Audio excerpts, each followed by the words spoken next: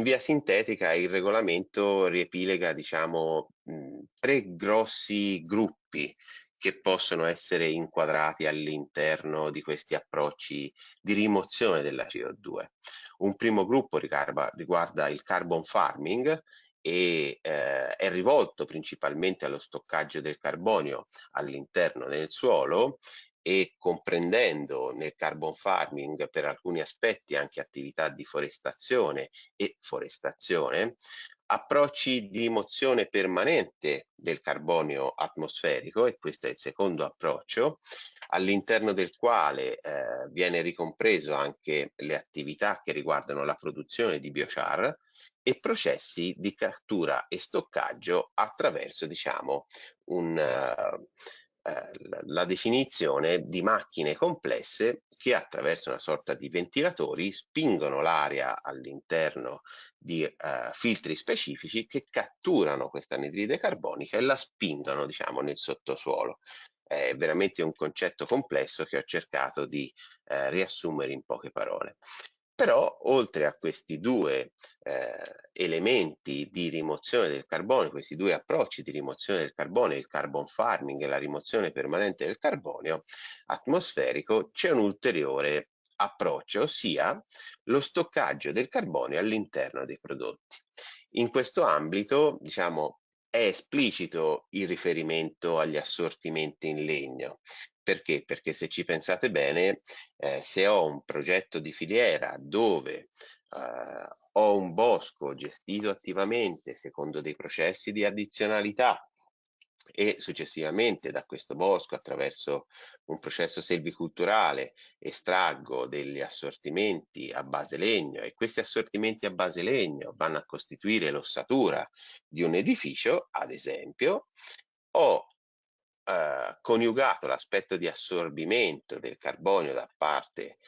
dell'albero attraverso il processo di fotosintesi, per poi questo processo di fotosintesi e questo stock di carbonio all'interno dell'albero medesimo viene trasferito all'interno di un prodotto a base legno. Quindi si presuppone per l'edilizia in legno un'opportunità di esplicitare in maniera palese la propria azione in termini di mitigazione del cambiamento climatico. E il regolamento aggiunge un ulteriore tassello a questa caratterizzazione e questa caratterizzazione dei prodotti che possono in qualche modo contribuire a mitigare il riscaldamento climatico avviene per una vita nominale degli stessi di almeno 35 anni. Se io leggo congiuntamente questa disciplina comunitaria nel regolamento che mi indica che questi prodotti devono avere una vita nominale di almeno 35 anni e dall'altra parte mi prendo il codice di calcolo europeo, l'Eurocodice 5, arrivo a delineare che i prodotti strutturali per quanto riguarda l'edilizia residenziale privata devono avere una durata di vita nominale di almeno 50 anni e quelli pubblici per una vita nominale di almeno di 100. Quindi rientrano in qualche modo nel primo cappello legislativo che definisce appunto quello che è il contributo dei prodotti a base legno e quali prodotti possono essere inclusi all'interno di questo perimetro certificativo. Il regolamento, come detto prima, non scende nel dettaglio in questa fase nel definire tutti gli step certificativi che consentono ai prodotti di essere inclusi all'interno degli approcci carbon removal. Ma che vuol dire essere un approccio carbon removal? Vuol dire poter contabilizzare dei crediti di rimozione che le industrie in senso generale che fanno un reporting di sostenibilità secondo la direttiva CSRD detta prima, possono utilizzare per cercare di rimuovere le emissioni che non riescono a ridurre attraverso processi di efficientamento. E all'interno di questo iter certificativo di contabilizzazione e asseverazione di questi crediti di carbonio, il regolamento delinea dei criteri che sono riassunti all'interno dell'acronimo Quality, ossia in altre parole il regolamento dice guarda cerco di definire tutti gli elementi che le successive metodologie di certificazione dovranno garantire per poter far sì che questi crediti siano di alta qualità. E questi criteri, diciamo, sono riassunti, come detto prima, all'interno dell'acronimo Quality, che deriva, diciamo, dalla contrazione di 4 parole. La prima è quantification, ossia i, le metodologie certificative devono essere in grado di quantificare in maniera precisa lo stock di carbonio presente all'interno dei prodotti. Addizionalità significa che le procedure con cui vado a certificare questo tipo di approcci devono avere un processo di valorizzazione del materiale che va al di là della legislazione vigente. E se ci pensate bene, gli edifici in legno in sé e le costruzioni in senso generale realizzate con l'inserimento di elementi strutturali in legno, anche in un processo di ibridazione, consentono da un lato di andare a definire un processo di rimozione dell'anidride carbonica. Dall'altro, quando utilizzo del materiale legno in sostituzione di quelli che sono i materiali di sintesi, ho un risparmio per quanto riguarda le emissioni. Quindi l'addizionalità si estrinseca per quanto riguarda i prodotti a base legno in quello che viene chiamato in gergo tecnico effetto di sostituzione. Inoltre dice che il regolamento esplicita un ulteriore pilastro certificativo che è il long term storage, ossia deve essere definito un periodo minimo di 35 anni per lo stoccaggio di questa CO2. E un ulteriore elemento viene identificato nella sustainability, ossia le pratiche con cui vado a definire questa rimozione della CO2 devono corrispondere a criteri di sostenibilità e di valorizzazione di tutti quegli approcci che vanno a definire una materia prima seconda e non vanno a incidere in qualche modo nell'utilizzo di nuovi materiali. Entrano qui per quanto riguarda i termini edili, concetti di edilizia reversibile, di allungare la vita nominale dell'edificio.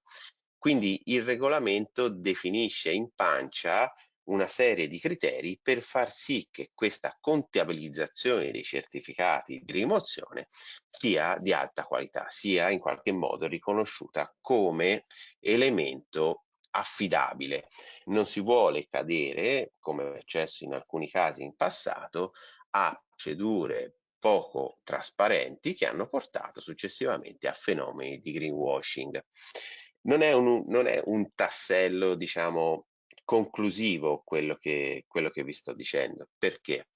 Perché il regolamento va oltre. Il regolamento va oltre in quanto cerca di delineare la volontà di creare un mercato unico, volontario, di incontro tra domanda e offerta di questi certificati di rimozione. In qualche maniera l'Unione Europea vuole affiancare alla pratica certificativa, all'iter di certificazione dei carbon removal, un mercato unico volontario di scambio di questi certificati. Questo perché? Perché si vuole evitare fenomeni di double counting, ossia quella stessa tonnellata di CO2 che viene rimossa dall'atmosfera venga conteggiata 2 volte in diversi progetti e quindi attraverso un mercato unico si cerca di definire quelli che sono i target per evitare questo doppio conteggio. I principali quindi obiettivi per quanto riguarda il, il regolamento poi dovranno essere in qualche modo valorizzati e ampliati a livello nazionale ed è un fattore su cui tutti noi della filiera del materiale legno dovremmo cominciare a porre attenzione. Perché? Perché la politica climatica degli Stati membri è poco integrata con questi concetti di rimozione del carbonio e quindi i prossimi passi che, bene o male, si può in qualche modo avere a seguito dell'adozione di questo regolamento sugli approcci certificativi dei carbon removal deve essere implementato e valorizzato a livello nazionale. non vorrei che fossi frainteso perché il regolamento in quanto atto dell'Unione Europea entra direttamente all'interno,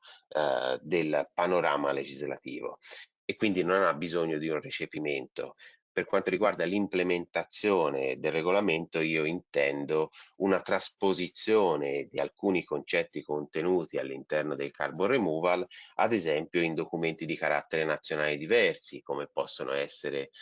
i prossimi crediti ambientali minimi e quindi definire un approccio integrato per quanto concerne una pratica certificativa di carattere volontario che consente di contabilizzare questi crediti di rimozione e un aspetto di valorizzazione di questi crediti all'interno di un tessuto, quale l'edilizia pubblica, che deve essere un modello per quanto riguarda gli aspetti di sostenibilità.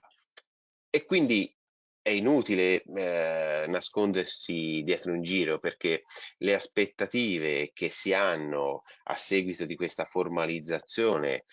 del regolamento per quanto riguarda gli aspetti certificativi sui carbon removal sono inevitabilmente alte, anche per un fatto di andare a ripristinare in qualche modo la piena fiducia degli investitori entro un settore che ha visto, come dicevo in passato, anche episodi ehm, di greenwashing. Quindi si vuole dare un quadro preciso di quelli che possono essere gli obiettivi, in qualche modo, di qualità, di rendicontazione e trasparenza di questi crediti di carbonio. Eh, Ulteriore aspetto è quella di andare a poter in qualche modo attenzionare lo sviluppo immobiliare di investitori verso tutti questi approcci che rimuovono anidride carbonica. Perché? Perché se in un altro consesso, nella rendicontazione, nella profilazione ESG di investitori o comunque di soggetti che fanno sviluppo immobiliare, si va a scegliere materiali che definiscono un approccio di rimozione della CO2, implicitamente ci può essere un riflesso positivo nella rendicontazione e profilazione in termini e quindi ambientali. Ricordo solo che per quanto riguarda i termini ESG c'è anche un riflesso in materia di costo del denaro, quindi uno stesso intervento in un futuro potrebbe essere più accessibile, potrebbe essere